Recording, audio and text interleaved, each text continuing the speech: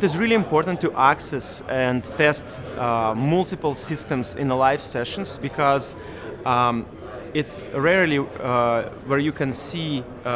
multiple different manufacturers compared back to each other with different features, advantages and disadvantages, because again,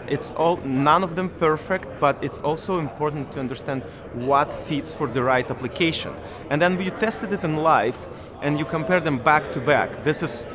also like using the comments from the experts in their field, like Sean Patton,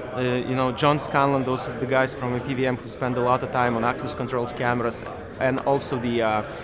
VSAS systems. This is where you can get a good understanding what will fit your right application. I think the biggest practical benefit from the live testing is that you get answers to your questions right there. So you see it with your own eyes, you can try it, you can have hands-on, and also you can get help from the people who already have tested it and who had spent some time on it.